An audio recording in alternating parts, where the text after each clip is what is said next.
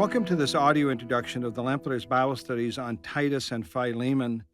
My name is John Stewart, and I'm glad that you've chosen this particular study in the Lamplighters series. Each book in the Bible is an essential part of God's divinely inspired, inerrant revelation to man, and the little books of Titus and Philemon provide a unique and indispensable contribution to our understanding of what it means to glorify Him. Let me begin by giving you a few things that will help you understand the books more.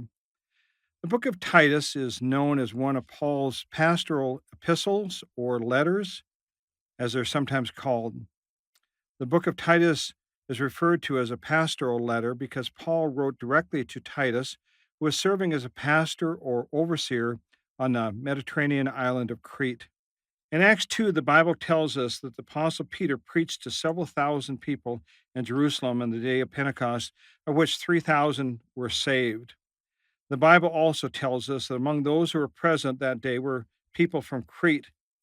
It is safe to say that some of the 3,000 who were saved were Cretans who eventually returned home to Crete, where they formed house churches. Apostle Paul later visited the island with Titus and asked him to stay behind to help strengthen the churches.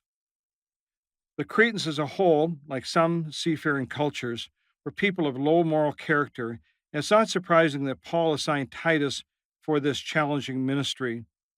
Previously, Titus had been given another challenging ministry when Paul assigned him to go to Corinth. The book of Philemon is a short letter that Paul wrote from prison, probably in Rome, to a personal friend named Philemon. The letter was a personal appeal to grant forgiveness to a runaway slave named Onesimus. It's a fascinating little letter that's filled with truth. Now, the big questions that the Bible answers in these two books are these.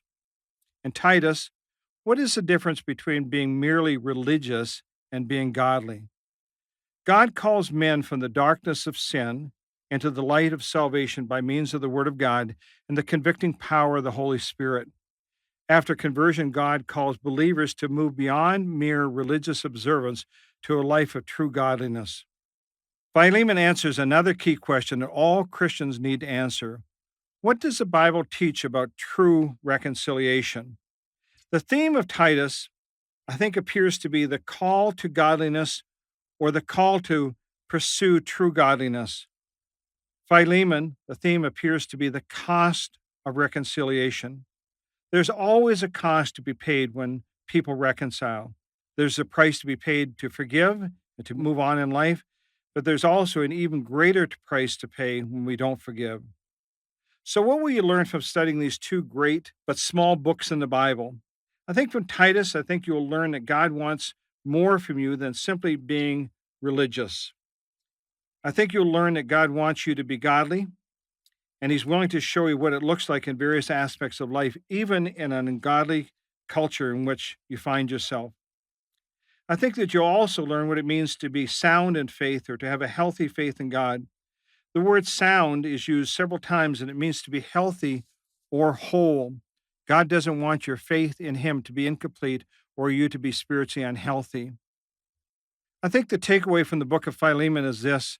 I think you'll learn that God expects His people to hold themselves to a higher ethical standard than the laws of the nation that they live in. There's a difference between right and wrong and legal and illegal. I think you'll learn that being a follower of Jesus Christ means that we make tough decisions for ourselves, decisions that will help others in their walk with God. I think that you'll learn God's plan for true reconciliation and that God's plan is a good plan. I hope this audio introduction on the books of Titus and Philemon have been helpful to you. I've attempted to give you something of a roadmap without telling you too much. I want you to discover what these two books teach you for themselves. So jump in, commit time in your personal schedule to do the weekly lessons. If you're meeting as a small group or as a Bible class at church, do a good job in your weekly lessons so that you can invest in other people you meet with by sharing the truths that you've learned.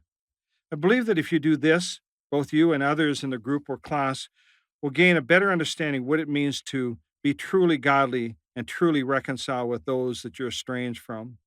Now may you grow in grace and knowledge of our Lord and Savior Jesus Christ. To Him be the glory both now and forever. Amen.